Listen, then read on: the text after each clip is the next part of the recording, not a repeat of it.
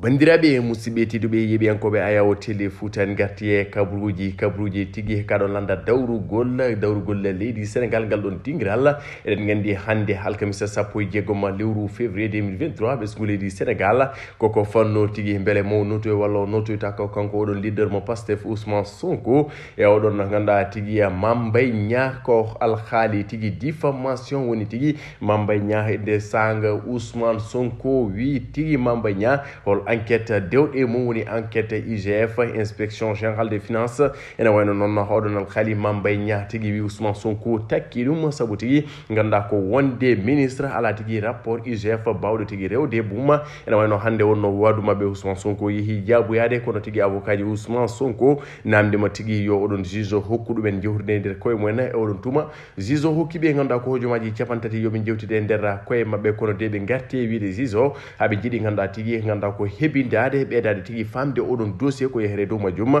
woni sababu noon juge felliti hokkude ɓe yoɓe jewtide nder koye mabɓe ha ñande 16 lewru mars ko nden tigui woni koɓe gartata woni tigui nde ɓe garta yesso oɗon juge alhaali Mame Mbaye Niang e Ousmane Sonko ene wayno noon fuɗɗonoma teskede toon ganda ko jaggodiral ɓen tigui dadiɓe e ganda kayya sukaɓe ɓesgu leydi Sénégal kono kayya wattinaki saabu tigui eɗen gandi oɗo saaha e nder lamorgol ngo kallo to tigui to tournuɗa kawrata koye ganda ko ɓen dadiɓe ganda kayya koye jokuli walla mbiyen jongle leydi ndi foof woni ɗo ɓe tawte oɗo subaka wadde noon mbiyen projet Mame Mbaye Niang e Ousmane Sonko waɗama renvoyé ko ɗum tigui ganda ko ɓuuri tentude hen saga noon nde yalti kanko Mame Mbaye Niang nde yalti oɗon tribunal palais de justice mo Dakar waɗi kuccodiral jeydiyankoɓe ganda tigui famminde oɗon haali ene wayno ko diffamation ha joni o arti Ousmane Sonko ala dalilu eko haali ko wadde mbiyen ha joni Mame Mbaye Niang so tawi de heeɓi gonga e dow makko ene wayno wontat ko dottuni ene wayno dosgal leydi men jaɓani noon dottuni jafoɗon woni de ganda kayya mo o ganda kayya o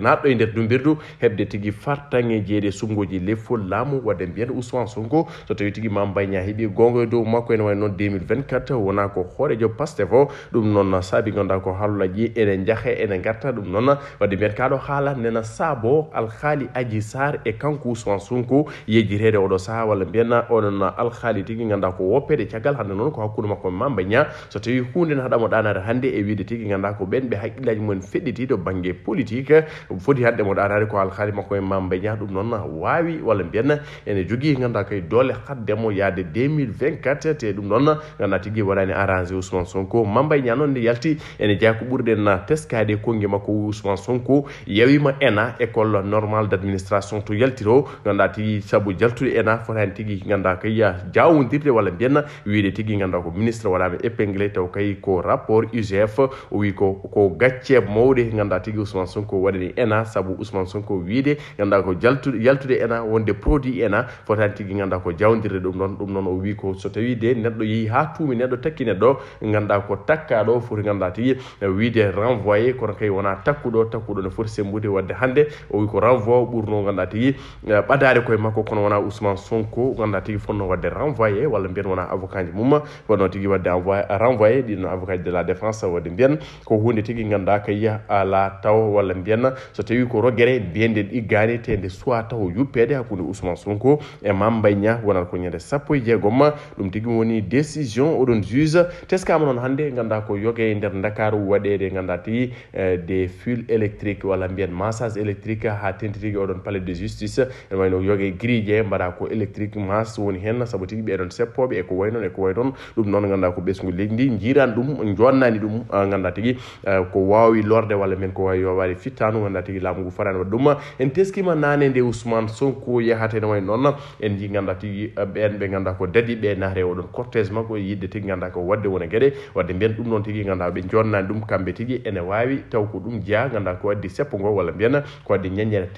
seeɗe teskande e ganda tigui oɗo subaka wadde mbiyen ko ɗum ɗo tigui ɓurno jojjude e habdude rendu fulɓe ngo holko hewnoto to palais de justice mo Dakar télé Fouta Moussa Niang nous vous revient ha joni koye pele habdude tan heɗen wayno noon ko ganda ko procès Mame Mbaye Niang Ousmane Sonko woni ko ɓesgu leydi ndi yardata ata ko ɗum de fini ɗo e Jali Diop Sangomar to palais de justice mo Dakar ko ɓuuri en hestude oɗon alhaali ene wayno noon Ousmane Sonko nde hotate galle mum caggal tigui nde on procès waɗa renvoyé ha ñande 16 lewru mars ene wayno noon en jii ganda ko ɓe ngu yimɓe hewgu sukaɓe sukaaɓe hewɓe rewde sara makko ene wayno eɗen ɓuuri teskade jimi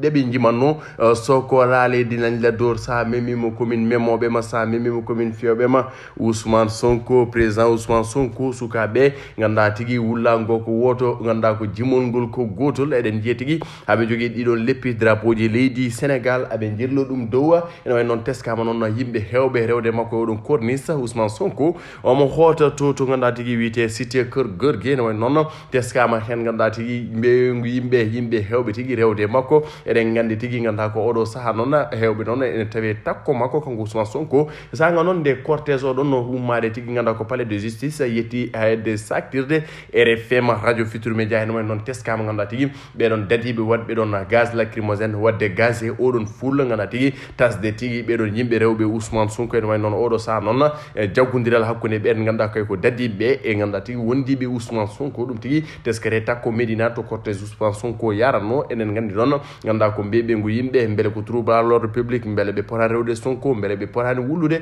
ɗum noon fof ko namde kono kay ganda tigui nene juuɗe mabɓe kamɓe ɓen ganda tigui dadiɓe ganda kay ko wadde ganda tigui ramener l'ordre à ngandati ramener la raison et ko way non assurer la sécurité des personnes et de leurs biens odo sa non tonde en haadi rokko on lacrymogène takko Medina odon auteur ko dum teskere non ko buren tentu tan wada ma renvoyer Mambay Niang non e ko ngima ko buren tentude o sikkanno hande so de ngayri tan be koccundiri kanko Ousmane Sonko ko buket Ousmane Sonko yaltinata ngandati odo rapport mo IGF baddo mo épinglé hollama ko do badda épinglé ko dum wonma épinglé ko dum do kono de Ousmane Sonko fotani miijaade renvoi ganda tigi jooɗa he gonga haalani ko siiri ganda tigi ala tigi dalilu e ko haali ko dallinani ɗiɗon kungi mum wadde mbiyanna ko diffamation ha joni diffamation noon en kaali ɗum nane kalten ɗum joni so tawi de laatima ko diffamation Ousmane Sonko ko dottuni wontata te dottuni jeetaki tigi ɓen wawɓe ƴamde leffu laamu leydi Sénégal ko ɗum no tigi en gartaɗe bandiraɓe so ɓoyi kalko wawi hesdude oɗon kabaruji kalko wawi hesdude oɗon haali kabaruji ngakkata on ɗo e télé Fouta yadude Moussa Nia bandiraɓe musidɓe tedduɓe ɓoyata garten Allah jaramon jarama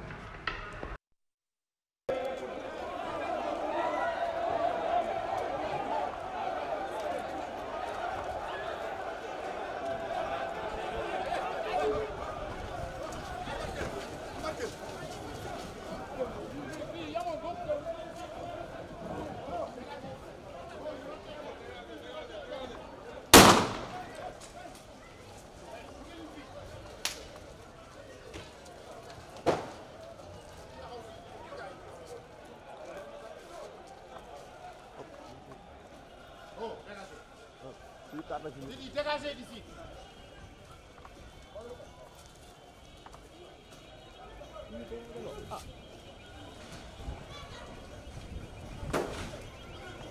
Boy. There we go.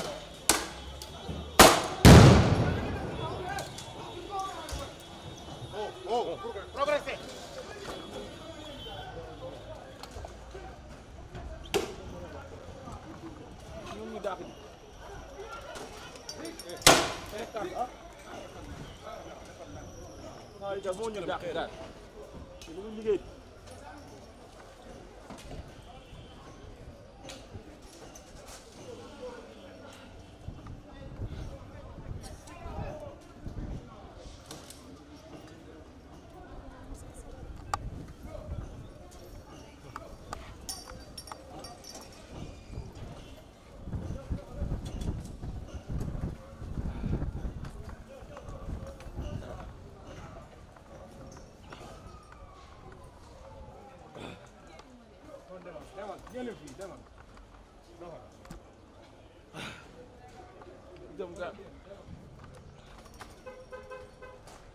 Asal mau mikro kan?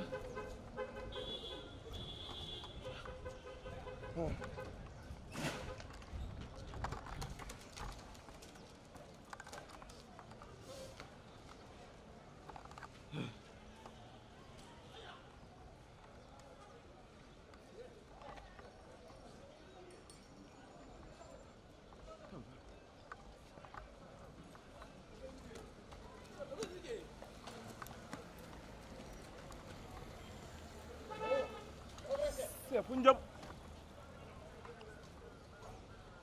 Avancez, avancez.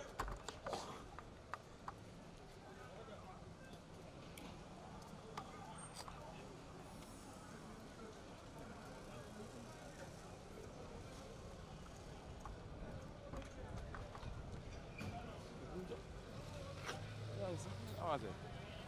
cap sama cap sama micro sax réer na ma ah sama micro kay yóbbaale na ko waaw micro dafa daal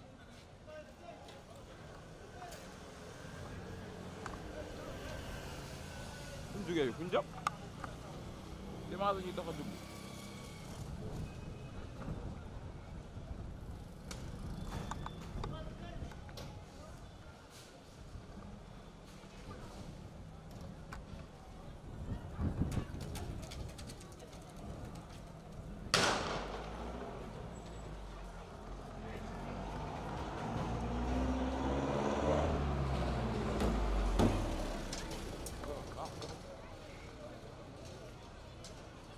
chef bi dañoo moom naa lay avancé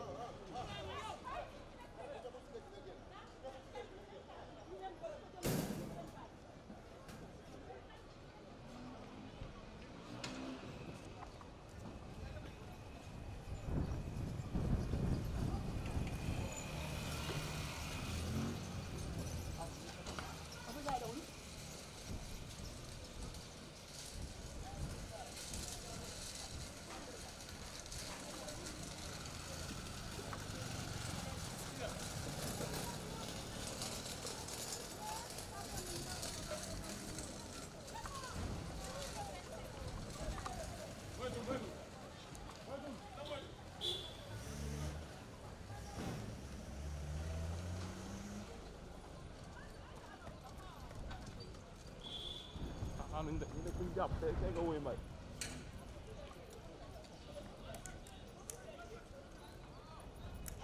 ah inshallah su la dégagé pour def ko liggéey nga xam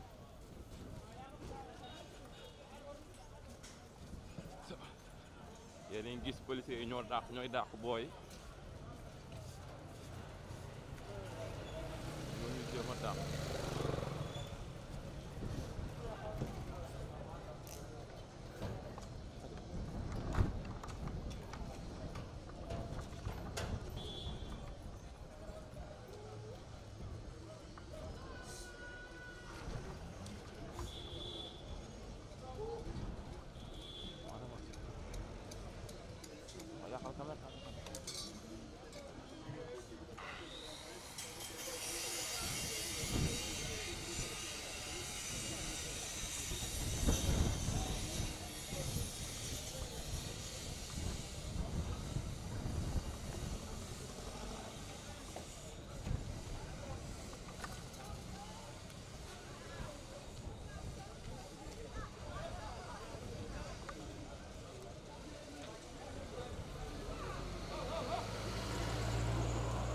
ah man tiitu ma ne ma xool laay wax sama micro kay moo ma réer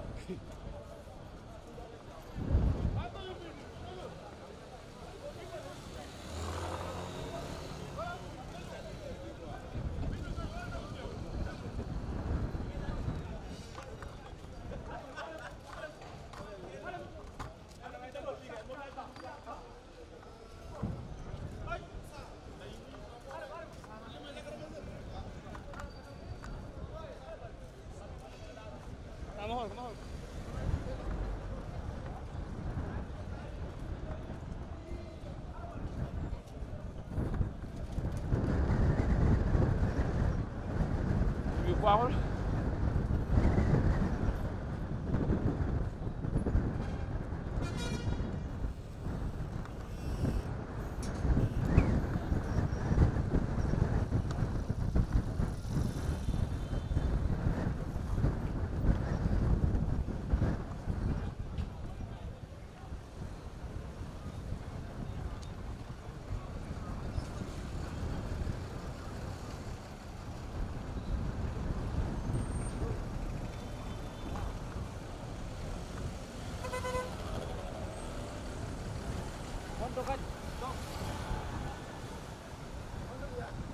gaaw booy gaaw nañ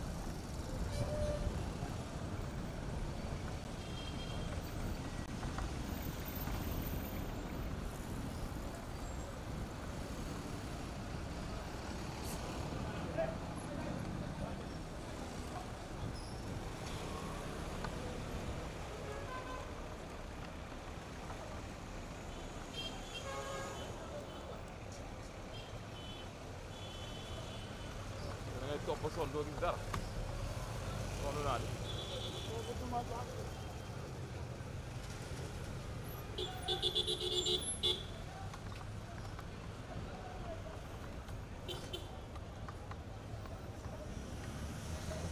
police yaa ngi noonu di topp booy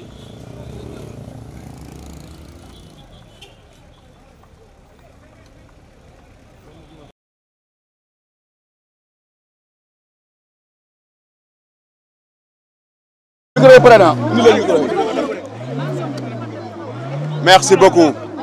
maa ngi sant ñëpp di gërëm ñëpp di saluer effort bi ngeen def pour ñëw pour informer sénégalais yi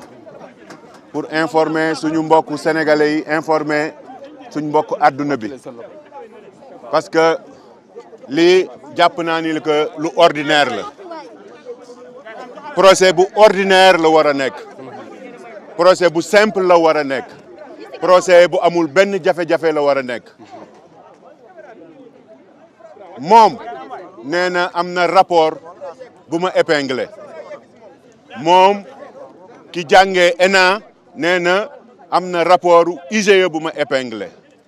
moom bi jàngee ENA dellu dem dik ni dafa juum IGF la bëggoon a wax mais moom mi jànge ENA xamul ni que IGF man nekkuma en tant que ministre nekkuma ci champ d'action donc mënul sax am rapport tey nag gis naa ñëw na ak ay avocat am nee na nañ ko dàq parce que dañuy préparé wu mais loolu jarul préparé wu wax dëgg yàlla jarul 100 avocats jarul 10 000 avocats jarul sax 5 avocats man bu génnee rapport teg ci kaw table ji billahi lazi la ilaha illa hu ma wax samay avocat bu leen ci teg benn baat nañ leen dem. Le procès a été renvoyé dans quel état? Dans quel état d'esprit en fait c'est à sa demande. Moi je viens man damay ñëw moom moo ñaan ni que dafa bëgg a dàq mais man foogoon naa ni le 2 dañuy ñëw mu ni bu xeet rapport teg ci kaw table ji tey ba mu defee yëfu nitam yooyu muy def démb woote kërëb alhamdulilahi ba réew mi comprendre nañ ndaw yi réew mi comprendre nañ waa réew mi comprendre nañ parce que démb yéen ñëpp seede ngeen ni que dafa woo askanu Sénégal pour ñu gunge ko askanu Sénégal xam nañ ni que lii ay caaxaan la. fii mu bëgg a dem yóbbu wax ji naan ay non dafa soxla ay témoin dafa soxla ay xawma kan témoin amu ci man sama waxu démb mooy sama waxu tey.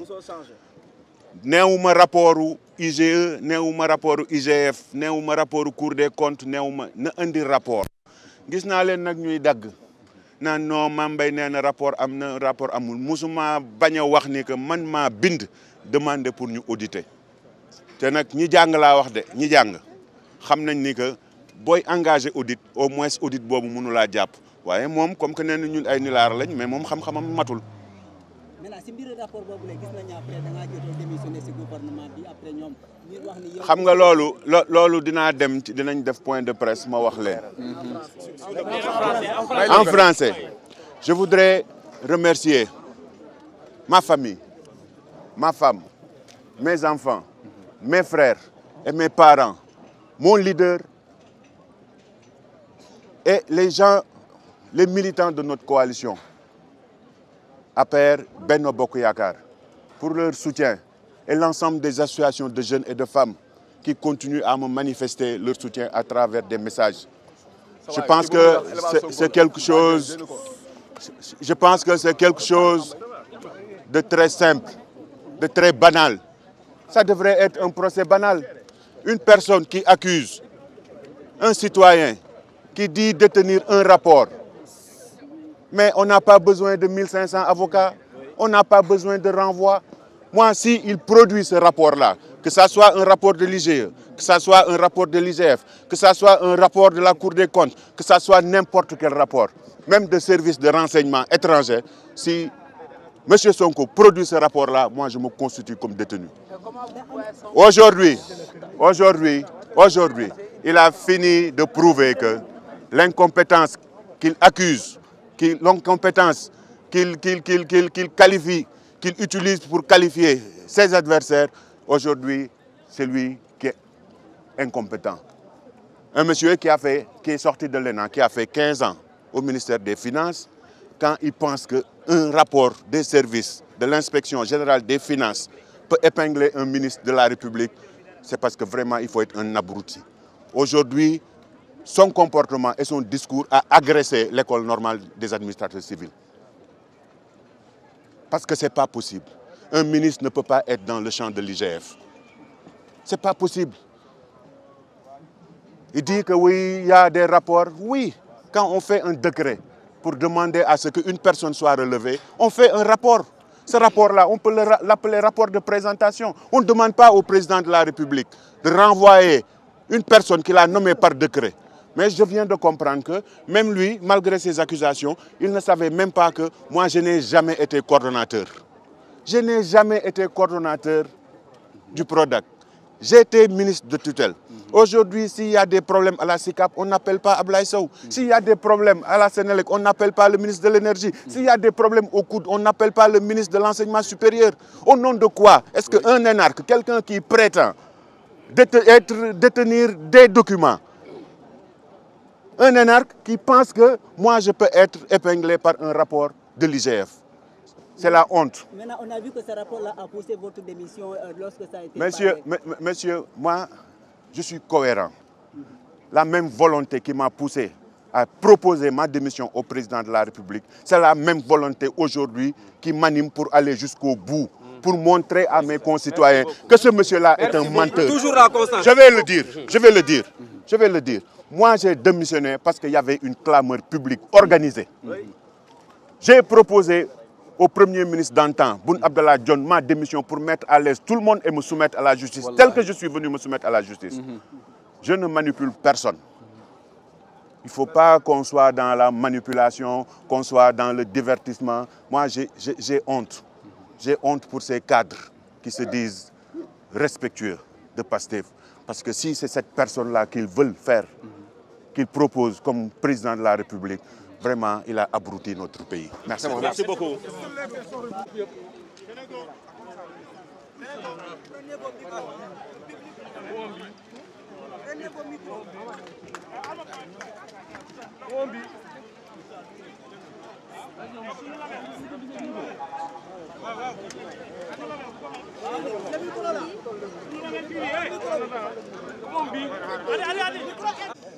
Je commence d'abord par vous relater les péripéties de cette audience qu'on a remportée de haute lutte en obtenant le renvoi que le procureur de la République avait refusé mordicus. Nous sommes satisfaits d'avoir remporté cette deuxième manche, mais nous demeurons quand même perplexes dans la mesure où nous constatons, depuis que l'affaire a été évoquée à l'audience du 2 février dernier et qui a fait l'objet d'un renvoi ferme pour aujourd'hui, un empressement suspect du parquet pour juger notre client Ousmane Sonko. Cet empressement succès nous laisse entrevoir et suspecter à bon escient que le procès intenté contre notre candidat, contre notre client Ousmane Sonko, est un procès politique. Au-delà des aspects juridiques, il y a un agenda précis de l'exécutif et qui veut, je le dis crûment, qui veut, après la tentative avortée, presque avortée, je dirais, avec le dossier Adji Sarr, de le faire condamner avec cette accusation de diffamation, cette accusation que je trouve parfaitement farfelue. Par conséquent, nous avons décidé de nous dresser, nous autres avocats, comme un bloc contre cette décision unique, cette tentative de retenir ce dossier, alors que la jurisprudence constante des cours et tribunaux dit ceci. Un dossier qui a été évoqué pour la première fois, peut faire l'objet de plusieurs renvois. Peut faire l'objet...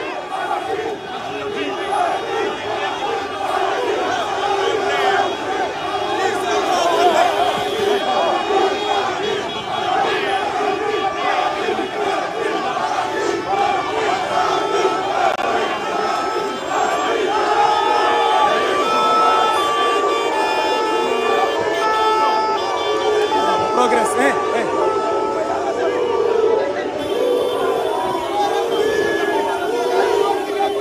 mais ngi noonu on progresse nañu progresser président Ousmane Sonko xale yi ànd ak moom ànd ak détermination ñoo ngi jëm fi nga xamante ne président génn na mi ngi noonu juste à hauteur de la radio RFM et de l'Observateur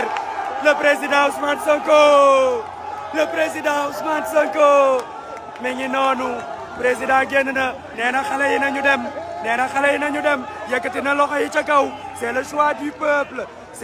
du peuple moom moo ànd ak le peuple président Ousmane Sonko mi ngi noonu policiers yi tiré nañ benn lacrymogène fële ci ginnaaw vraiment on ne comprend pas de manière